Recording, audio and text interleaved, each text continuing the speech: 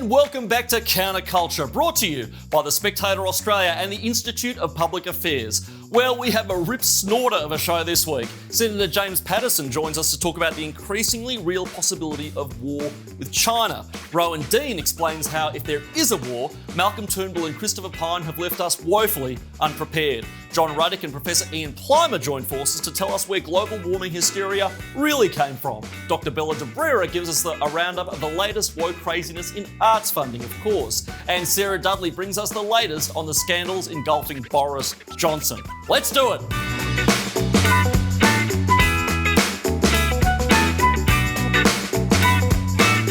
I'm going to start today by uttering a sentence that would have sounded absolutely ridiculous just 2 or 3 years ago. Are we heading for war with China? Again, it sounds crazy, it does, but looking back at what's happened in the world in this foul decade that is the 2020s, nothing is crazy anymore, and everything is. Part of the problem, I guess, is that we don't teach history anymore. We don't value history anymore. And because we don't value it, we don't learn from it. We've collectively forgotten what happened last time we faced a deeply authoritarian, rapidly industrialising, highly militarised rogue state hell-bent on territorial expansion at a time when liberal democracies were at their weakest, buckling under the weight of political polarisation, racial and sectarian tensions and economic vulnerability. We don't see the parallels between Hitler marching into Poland and Xi Jinping closing in on Taiwan. Taiwan, the true Republic of China, which for over 70 years has been a beacon of freedom, democracy and free market capitalism to the world. Still not convinced? Well, let's recapitulate the events of this last week. At the start of the week, it was reported that Home Affairs Secretary Mike Pizzullo, one of Australia's most senior public servants, warned in an Anzac Day address to staff that the, quote, drums of war are beating. Then on Tuesday, a senior Chinese military general openly discussed having a good fight with Australia over Taiwan. And then on Wednesday, the Prime Minister announced sweeping upgrades of military bases in northern Australia aimed at defending the Indo-Pacific, and we all know what that means. Now, as you may have noticed, we have a go at Scott Morrison a lot on this show, but there is one sense in which we are behind the Prime Minister and the Morrison government 100%, and that is the tough but necessary stance it has taken on standing up to the Chinese Communist Party and asserting Australia's sovereignty. And one man has been wise to the threat of China since the day he first graced the Australian Senate, and that man is IPA alumnus and chair of the Joint Parliamentary Committee on Intelligence and Security, Senator James Paterson. Let's hear from him now. Senator, how are you? I'm very well, my friend. It's great to join you on your new program. It is absolutely great to have you. It's been a long time coming, but we have to talk about serious business. These are very, very serious times. These times throw up great geopolitical issues. So let's start with an easy one. When will we be at war with China over Taiwan? Hopefully never, Gideon, but we have to make sure we do everything we can to prepare for that and other eventualities, because the Indo-Pacific region is much less stable than it once was. And the reason why it's less stable than it once was is that rising powers like China are trying to change the order. They're trying to undermine the rules-based order, which we have prospered from so much in the post-war era, and they're trying to rewrite it in their favour. And their militarisation of the South China Sea in particular is a very bad signal about their future intent, as are their threats towards the people of Taiwan, as are the incursions of PLA assets, including many, many flights into the air zone of the Taiwanese people. It is very concerning. We're certainly not something that we seek or encourage. In fact, something we seek to deter. You're absolutely right. And it's not a matter of will we be at war with China to me. To me, it seems like we are in a kind of quasi-Cold War, and that war is being fought in terms of trade, it's being fought in terms of cybersecurity and espionage. So what's the day-to-day threat to Australians from China seeking to overturn the rules-based order in the way you've described? My predecessor as chair of this committee, Andrew Hastie, wrote a really important article a couple of years ago where he talked about the fact that in the West we view as peace and war as really distinct concepts, and we're either in peace or we're in war. But in a lot of other cultures, and in a Leninist political culture that dominates the Chinese Communist Party, there is a big grey zone between peace and war, where lots of things are acceptable in their eternal struggle for power and against the West, that we would never even conceive of or consent to in the West. So that includes things like massive cyber intrusions and attacks on countries that you have otherwise friendly relationships with and a free trading relationship with.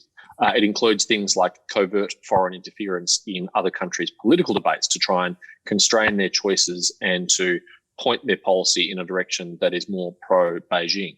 And it includes things like infiltration and interference on our universities, in our business community, again, to try and seek to influence our public debate and seek to dictate the choices to us that we would not otherwise make for ourselves. So we need to wake up to that. And the good news is I think we're in a much stronger position than we were 5 years ago. And a lot of good things have happened that made ourselves much more resilient and much more hardened to these threats, but they're not going away anytime soon. And there is more that we need to do to safeguard our sovereignty and our democracy and our freedom. It's a difficult one for me and for you as well. I mean, you and I are both freedom lovers. We both support free speech and the right to ventilate opinions and positions that may not be popular and may be a little bit subversive.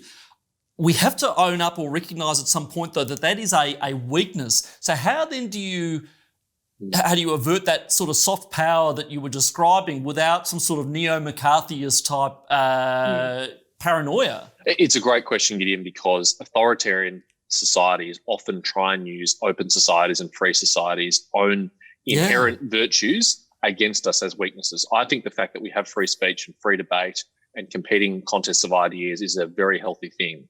But an authoritarian political system looks at that and sees that as a weakness and sees that as an opportunity to drive a wedge between us, to divide us from each other, to weaken us internally, because we all know a divided society is a weakened society and it doesn't have the same capacity to respond.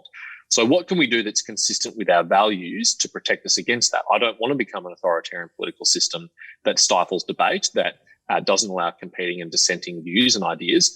That's core of who we are, and we should never change who we are to combat it.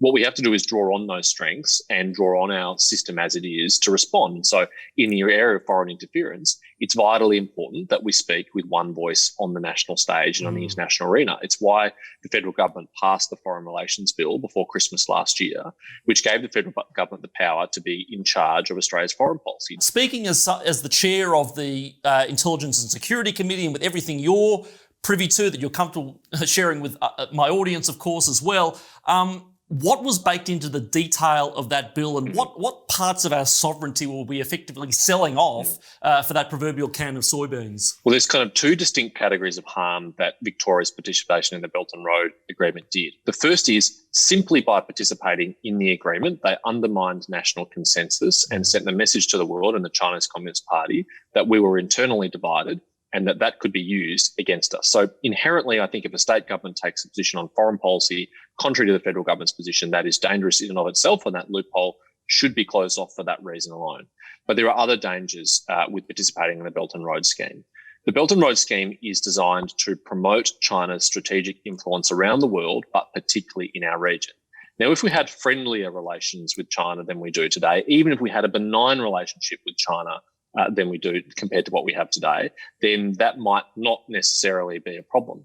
But by definition, when you have a foreign government which is waging a campaign of economic coercion against us, which is perpetuating political influence against us, then we're engaged in a zero-sum game with them for influence. And anything which promotes their influence, particularly in our region, comes at the expense of our influence and therefore is harmful. And what Daniel Andrews, I hope, unwittingly did was to hand them an enormous propaganda victory that they could use, for example, in the Pacific, to say that while the Australian government might urge you to be cautious and to consider carefully your national interest in signing up to the Belt and Road Agreement, the Victorian government participates in the Belt and Road Agreement, so how harmful can it be? And if that made the Belt and Road Agreement's task easier in the Pacific, then it by definition weakened our national interest and weakened our security. And so it was very harmful for that reason, and it's very important it was cancelled for that reason.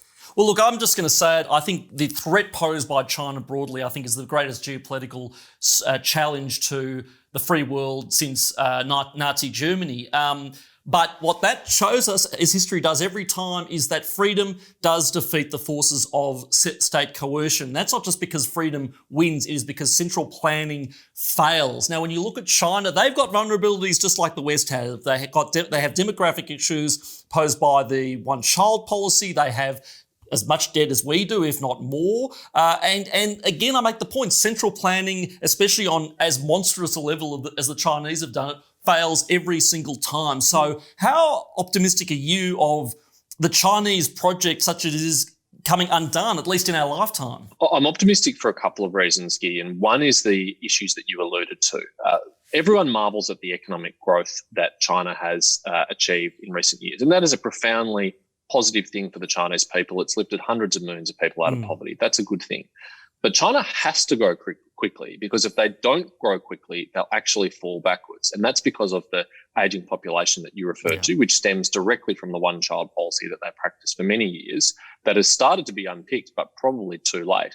China has to get rich before it gets old. Otherwise, it will engage in a stagnation, and it won't grow. It'll fall into that middle income trap, and it will never get to match the West on per capita income and prosperity. And that's dangerous for the Chinese Communist Party, because it derives in part its authority to govern and its consent with the people, informal as it is, from that ongoing growth. So if Chinese growth drops by more than, say, the 5.5%, 6% that it's achieved in recent years, then the prosperity of individual Chinese citizens and families will go backwards, not forwards, because there are so many workers leaving the workforce and very few graduating into the workforce to replace them. So that's a diabolical challenge that they have, which they haven't yet overcome. And that, I think, will temper their growth and their strength. But undeniably, they will still be a powerful country in our region, in the world. The other reason, though, why I'm optimistic, Gideon, is that the Chinese Communist Party has helped organise the free world better than we could ever organise ourselves with their behaviour over the last couple of years. I'm part of an organisation called the Interparliamentary Alliance on China. It now has more than 20 parliaments as members, and criteria for membership is you must be a liberal democracy, and you must have a centre-left and centre-right co-chair willing to serve on the board. And I'm a co-chair for Australia with Labor Senator Kimberley Kitching, and there are hundreds of individual parliamentarians all around Europe and Asia and North America who are members now. We're very closely coordinating with each other, and we're having great influence in our own countries on changing the debate on these issues. Senator Paterson, thank you so much for the work you do on this very, very important issue. Thank you for actually keeping us safe, as opposed to other politicians purporting to keep us safe in various ways. And I'm sure we will talk again on this very, very important and existential issue. Thank you, Gideon, and thank you and all your colleagues at the IPA for the very important voice that you provide in public debate. Australia would be much poorer, much less free if we didn't have the IPA out there fighting every day. So thank you. Thank you, Senator. Now, if you're enjoying the show, please subscribe to this channel, Spectator Australia TV, and please give this video a like by clicking the buttons down below. Thanks to you, we are beating big tech at its own game and getting our message out. Thanks to your liking, your subscribing, your sharing, your clicking, we are reaching thousands of Australians each and every week, so keep going and help us get the message out. Let's hear now more about that message from Spectator Australia Editor-in-Chief, Rowan Dean. Rowan, how are you? I'm great, Gideon. Good to see you, mate. Great to have you as always. Now, we just heard from Senator James Paterson on the threat of China, the increasingly real threat of China. Now, you've led with that in your editorial this week, and you've sort of suggested that we might not be particularly match fit as a country for a possible conflict with China. So talk us through that one. So, Gideon, I'm going to try out my Latin on you this morning, which is, wait for it, igitur qui desiderat pacem preparat bellum, which of course translates as, if you want peace, prepare for war. Now, I've kind of turned that on its head to look back at the Turnbull and Christopher Pyne years and said, well, if you want war, prepare or assume peace. And that's what we saw during the ridiculous concept of buying squillion-dollar submarine deals that wouldn't be ready for at least another 50 years, assuming that we would have peace and prosperity and harmony with our northern neighbours during all of that time. A ridiculous concept, which, of course, simply, one could argue, fueled the impression, if you like, that Australia is a sitting duck. As the Roman general I quoted said, if you want peace, you must be strong, you must be prepared for war. This is the peace through strength idea that Ronald Reagan, Margaret Thatcher, and others have always espoused. And the idea being that you must always be at your peak fitness for military conflict, because that way, anyone who has any particular designs on you is going to think twice about doing anything that might upset you. Now, this was long recognized, Gideon, as standard Western behavior. We let it go. We let it slide over the last few decades to the point where our military seem to be more interested in whether you can say guys or spending their military budget rather on tanks, on tank tops for transgender soldiers and so on, which of course just leaves any potential foe laughing at you. Now, Gideon, I also refer, of course, to Sun Tzu. It's no secret that China is probably our greatest military threat at the moment.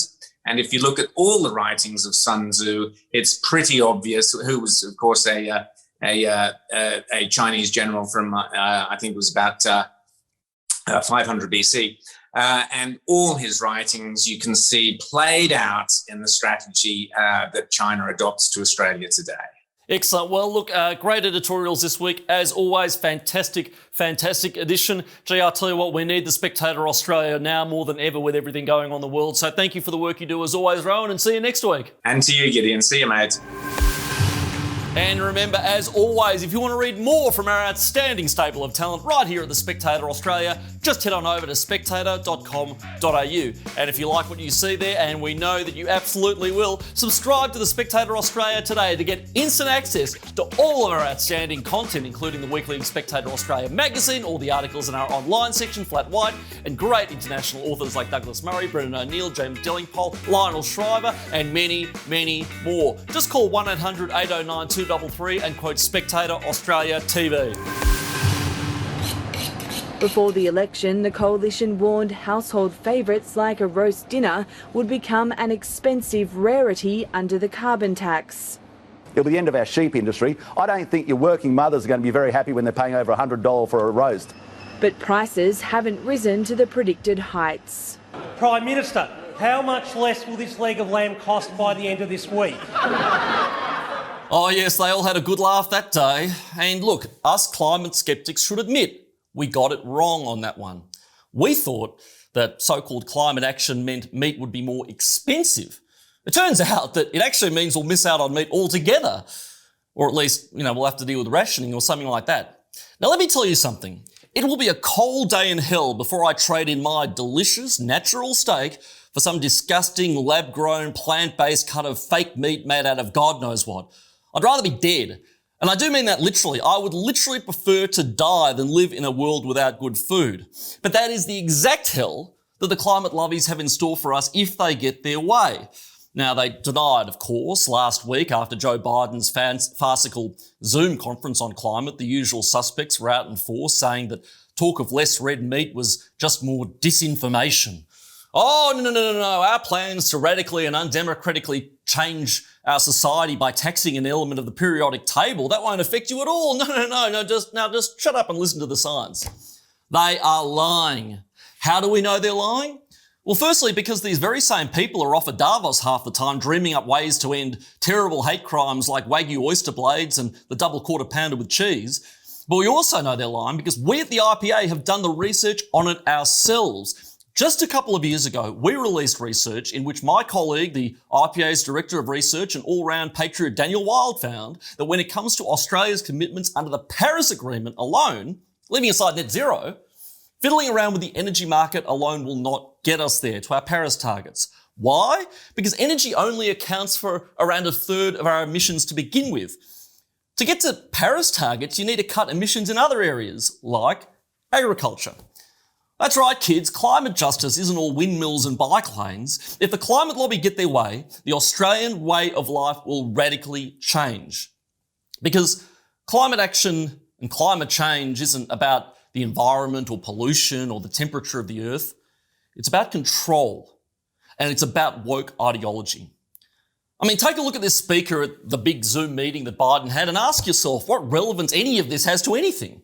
The climate crisis is the result of those perpetuating and upholding the harmful systems of colonialism, oppression, capitalism, and market-oriented greenwash solutions. We demand comprehensive, non-Eurocentric, and intersectional climate education, including literacy on climate justice, environmental racism, ancestral and indigenous wisdom, on historical movements, disability justice, green careers, and sustainable living. Oh, and by the way, this is how the sitting US Secretary of State introduced this lunatic. Xie, thank you. Thank you for all you've done to leave everything better than you found it. We're humbled and inspired by your service, and now we look forward to hearing from you. Now, how did we get here? How did all this happen? How did this idiotic doomsday cult get the endorsement of just about every leader in the Western world? Well, as you'd expect, it all started with Al Gore. He didn't just make a post-politics career and millions of dollars out of climate change hysteria. Arguably, he invented it. And in Flat White this week, two Spectator Australia heavyweights have told the fascinating story of how it all happened.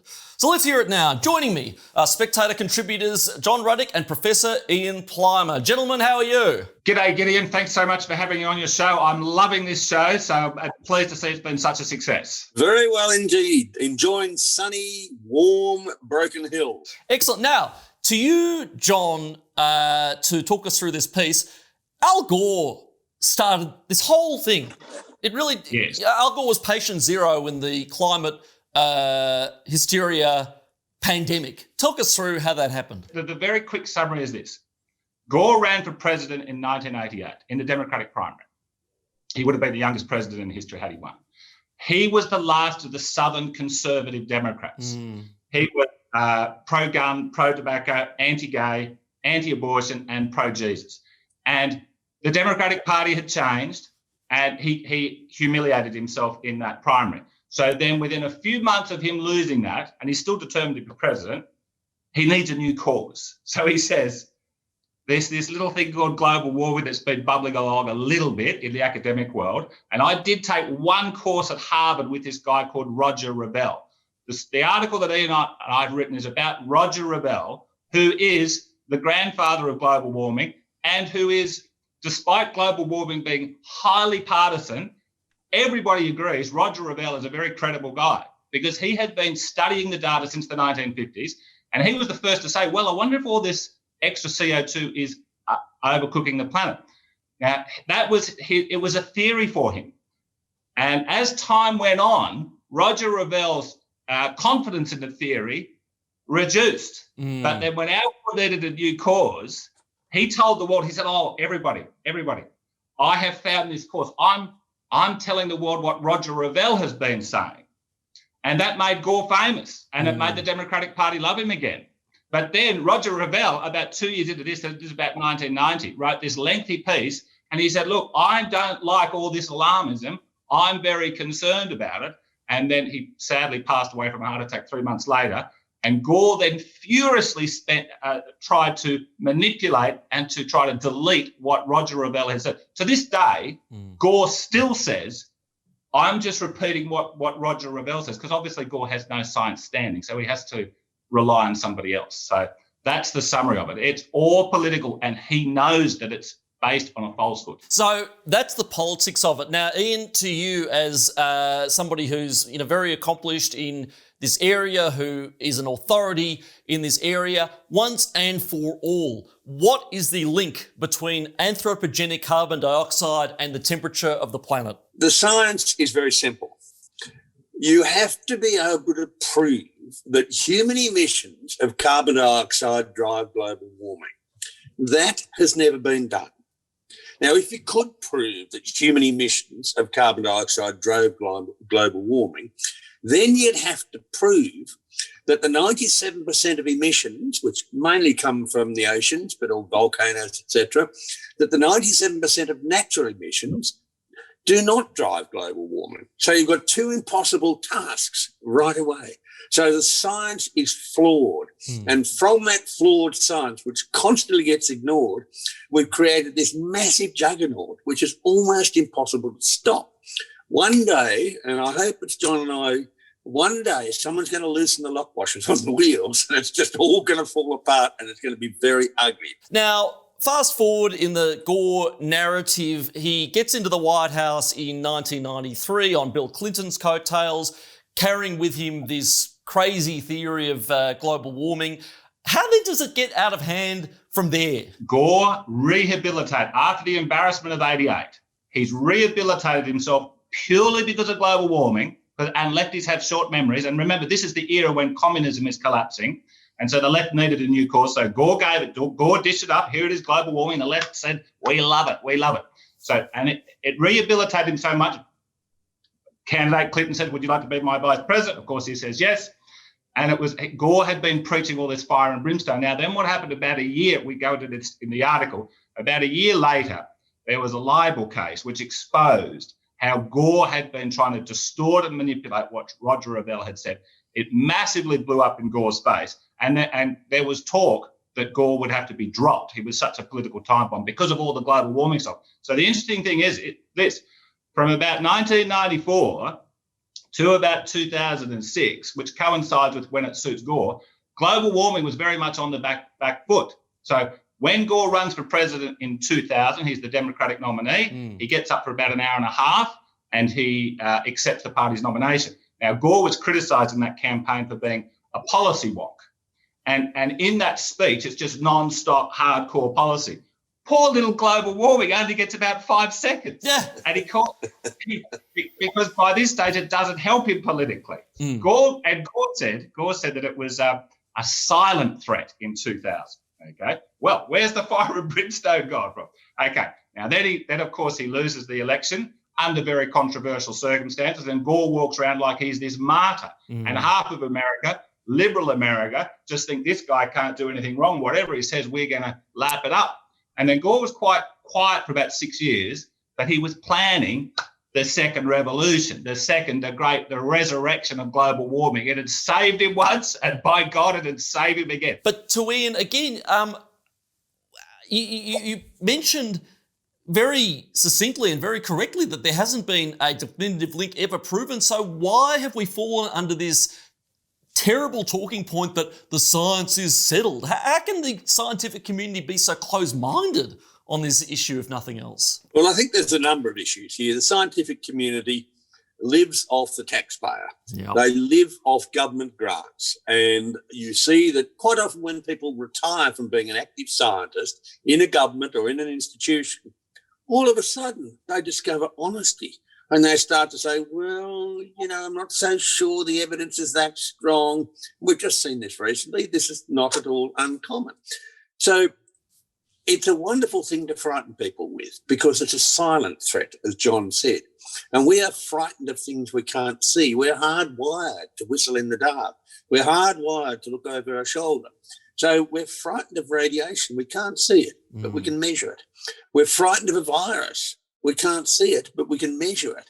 And we can't see carbon dioxide, but we can measure it. And this is a mechanism whereby unelected bureaucrats and their political masters, or I suspect followers, can keep a community permanently frightened. And the community can say, oh, thank you for saving me from climate change. Here, have some more money. And we've got to get this into perspective. The atmosphere used to have about 20% carbon dioxide in it. During that time, we had some of the biggest ice ages we've ever seen on planet Earth.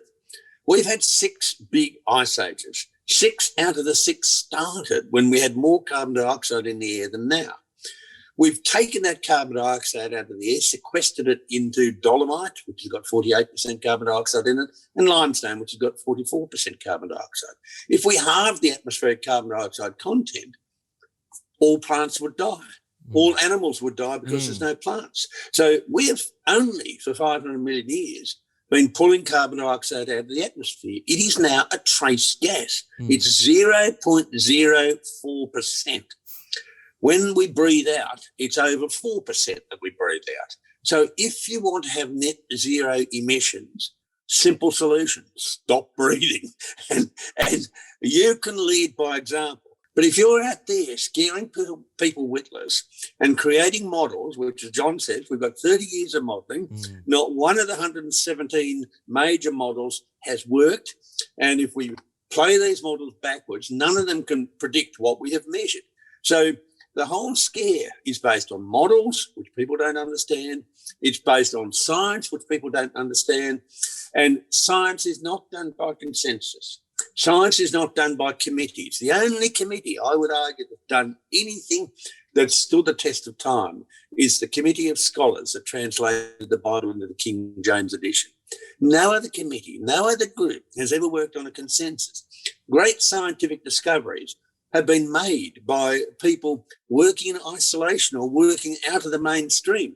Well, on this show, we stand for, the real spirit of science, the real scientific method, not the science, but science and the search for truth. And well done to both of you on a sensational and very, very important, and I must say, very entertaining article as well. An absolute must read. And I'm sure I'll have reason to speak to both of you about this issue again and again and again and again. So thanks, gents, and I'll see you soon. Thank you, Gideon, and thank you, co-author. And now let's take a look at what you had to say about last week's episode. Rog and Les write, "This highly informative program is much appreciated. I have forwarded the link to friends and family." Well, thank you so much, Rog and Les. You are patriots. Be like Rog and Les, everybody. Share this show to your friends, to your family, to your neighbours, to you, whoever you like. Just whatever it takes to help us get our message out. Oliver writes, "When Lionel Shriver said she has the feeling of living before something horrible, the hairs on the back of my neck rose. I think she is spot on, and I totally understand that feeling." Well, Oliver, I understand the feeling too. Believe me, I do. I spend a lot of time thinking about those issues, but the bottom line is we are optimists on this show. We really are.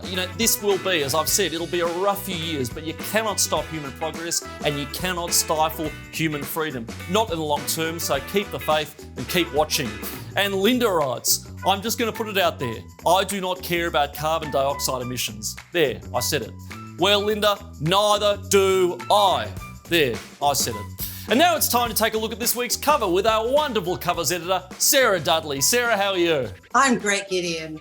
Great to see you too. Always great to see you, my dear. Now, what do you got for us this week on the front cover? Well, Gideon, it's the UK cover this week, and it's a fantastic illustration. It's sort of Baroque meets Charles Dickens' Scrooge with a large dollop of Nightmare on Elm Street, because it's all about Boris Johnson's nightmarish scandals that he's involved in at the moment. And as you can see on the cover, Boris is in bed with his fiancée, Carrie Simons, at 11 Downing Street. He's having a terrible nightmare. And you just know that when he wakes up, the nightmare is going to be ongoing. He can't get away from it because there are just too many scandals to deal with at the moment. The main one being the fact that Carrie Simons, who's also known as Carrie Antoinette, has just refurbished the flat. And it's a very, very expensive refurbishment, very expensive, soft furnishings, wallpaper, you name it.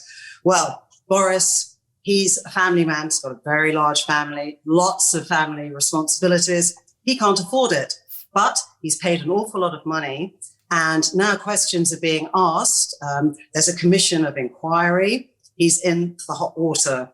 And actually, I think the real scandal is the actual quality of the soft furnishings. I went onto the website and, what a nightmare. There's this example of her work, and I call it camouflage chic. How could someone do that to a perfectly innocent flat? I mean, what's that flat ever done to her? I don't know, Gideon. What do you think? That is so ugly. You need to look at it through a little piece of cardboard with a little hole in it. I tell you, that is absolutely hideous. But Carrie Simons, I mean, I think calling her Carrie Antoinette is actually being charitable. She should call herself, we should call her Carrie Ono, because she's the Yoko Ono of the British Conservative Party, just this person who comes in with all sorts of lunatic ideas and ruins it for everybody else. But anyway, Sarah, look, great cover this week, but I got to tell you, I'm a Spectator Australia covers man. I think that your ones just have that wit and that charm and that hard-hitting nature to them, which we all know and love. So looking forward to regular programming next week. But in the meantime, to you, Sarah, thanks for coming on. Thank you, Gideon. Take care. And now let's take a look at what else is in the Spectator Australia this weekend. Fan favourite James Allen gives us a brilliant takedown of so-called structural racism. You don't want to miss that one. Judith Sloan slams Australia's woke business leaders. Daniel Lukovitz gives us a hilarious account of a recent trip he took to the People's Republic of Victoria, and it was great catching up with you then, Dan. And over at Flat White, the IPA's James Bolt says no to an Olympics in Brisbane. Right on, James. Do not waste more of my money on that garbage. Links to all of those stories will be in the show notes, and of course you can see all of our content over at spectator.com.au. And while you're there, be sure to sign up for the Morning Double Shot, a daily edition of Spectator Australia goodness brought to you by editor Terry Barnes. Terry is up bright and early each and every morning scanning the news and offering you your first shot of comment for the day and helping you make sense of whatever madness the morning news brings. Plus, the daily highlights of what the Spectator Australia is saying about the issues that matter. Morning Double Shot arrives at 7 a.m. each and every morning, so check it out, sign up and be informed. Now it's time to round out the show with a bit of good old-fashioned woke watching, and on that note, we welcome for her third appearance on CounterCulture, the legendary Dr. Bella Debrera. Bella, how are you? I'm very well, thank you. Now, you've managed to find us an awards ceremony even more woke than the Oscars. Talk us through that. Yes, this is the Australia Council for the Arts annual awards, which I thought quite piffily in my Spectator article said they might as well just call it the Annual Woke Awards because there's so many diversity and inclusion boxes ticked that it's unbelievable. In fact, I had to bring in my article because I don't want to get it wrong when I explain. Words matter, as they say. So talk us through some of the recipients of these woke awards. So some of the recipients. So the Lifetime Achievement for Literature Award went to a writer and human rights advocate called Arnold Zabel, whose work is underpinned by the rights and experiences of refugees and asylum seekers. Yep, of course. So that's literature. Tick. The recipient of the Music Award went to William Barton, who's a didgeridoo player and a distinguished artist of extraordinary musical ability, which I'm sure is the case. In Emerging and Experimental Art, we have Kat Jones, who deals with concepts of sexual and gender politics, human and interspecies empathy. Of course. And she took the prize money of $25,000 along with everyone else who gets that amount. Visual Arts, Vivian Bim, OAM, who is apparently one of the first artists in Australia to critically engage with feminism. Tick. First of many. First of many. Yeah. Community and Arts Cultural Development Award, and there are two of those. Yeah. The first one went to Marianne Wobke, who was born on Waka Waka land, is a third-generation stolen generation woman, and she's come up with something called perinatal dreaming, which is ensures that all birth practices are culturally safe. Now, this is arts. And finally, last but not least, the other community arts and cultural went to a jazz singer called... I like jazz. So do I. Mama Alto. But Mama Alto identifies as a cabaret artiste and gender transcendent diva who is a queer person of colour and works with radical potential storytelling. That is a woke bingo card. That is the complete box set right there. But look, we have to draw a distinction at this point because we really don't mean to pick on these artists. I mean, artists are strange people a lot of the time. They're, bohemian and funky and everything else. And, for their sins, they created some art and they got an award for it. That's fine. What bothers me is that this Australia Day Council doesn't seem to be focusing on the merits of the art itself, but on the identity of the artist. That's not what art's about, surely. Exactly. So my opprobrium isn't directed towards these artists because, as I mentioned, I'm sure they're very good. I'm sure they're brilliant in their own fields and they excel in whatever they do. But they're just playing the game. And the game at the moment is the postmodernist approach to art. So this is something that happened in the 1970s where the line between life and art was blurred and then it was erased altogether. And then we have something called artivism. And it's also known as useful art. Who calls it useful art? Is that the term from within that community? It has to be useful. Useful art. Yes. Right. So the idea of beauty for beauty's sake, that has completely vanished. That is a radical departure. Completely. So artists now know that in order to receive funding, they have to appeal to a minority group, and they have to play the intersectionality, identity politics, critical race theory, social justice game in order to get funding. So art is no longer about merit or what you can produce. It's nothing to do with merit, with your artistic ability. It's more, what are you saying politically? This is the Australia Council for the Arts. All Australians funded theoretically to be a vehicle for art for the Australian people, the Australian community. It should not be a vehicle for further dividing us, further compartmentalising us, further getting us to identify with superficialities that should be below or secondary to the fact that we're all Australians and we're all human beings, surely. Yeah, well, yes, and this is the problem with the Arts Council. that it continues to maintain this absolute fiction and this lie that they're funding art that appeals to all Australians. But of course, the more you go down this rabbit hole, this narrow field of identity politics, and you constrict the art, the less you appeal to the mainstream Australian population. And of course, this is why the mainstream Australians are now saying we should not be funding so much. We should not be spending millions of dollars funding this kind of stuff. So last year, the Australian government spent $2.5 billion on the arts.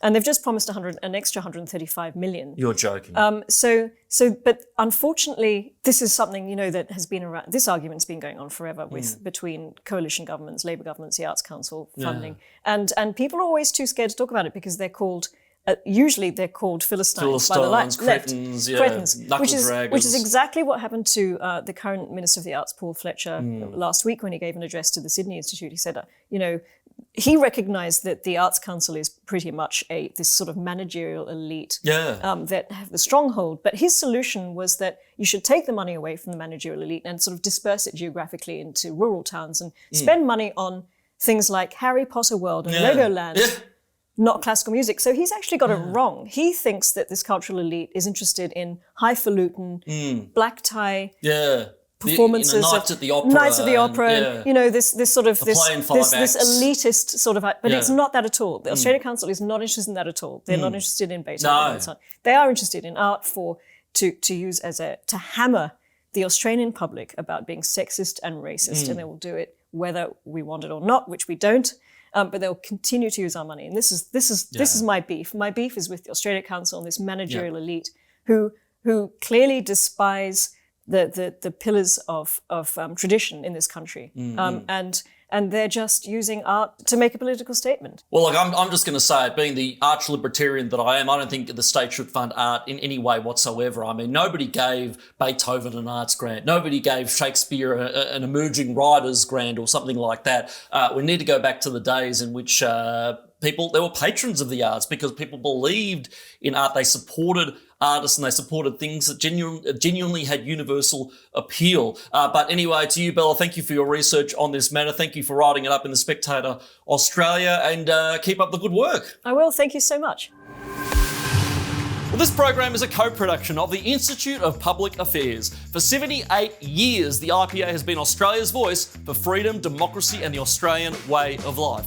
We fight for freedom of speech, the power of the free market, an honest debate on climate change, and the timeless value of Western civilization. Boy, we need those arguments now more than ever. Now, the IPA doesn't receive a cent of funding from the government, and we are not beholden to nervous advertisers. We speak out only because of the support of the thousands of great Australians who are proud and paid up IPA members. Now, as you know, over the past few weeks, we've had a special offer for new IPA members. A bonus signed copy of Corkscrew, the brilliant novel written by the Spectator Australia's very own Rowan Dean. And I got to tell you, they are selling like hotcakes. We have almost run out, so you have to get in quick.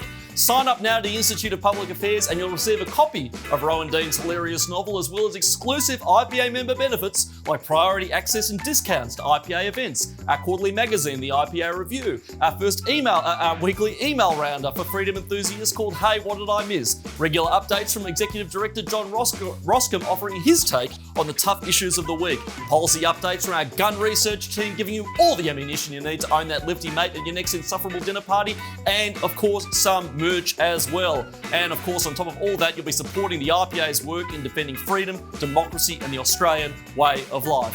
Just head to ipa.org.au/corkscrew, sign up today, and join Australia's voice for freedom. Well, that's it for this edition of CounterCulture right here on Spectator Australia TV. And now over to you. Leave a comment below and let us know what you think about anything we've talked about today. We always love hearing what you have to say. And remember, to access all our content from the Spectator Australia, just call 1-800-809-233 and code Spectator Australia TV. And finally, as always, remember to like this video, subscribe to our channel, share it with your neighbours, do whatever you have to do, because every click helps us beat big tech censorship and get the message out. See you next week, friends.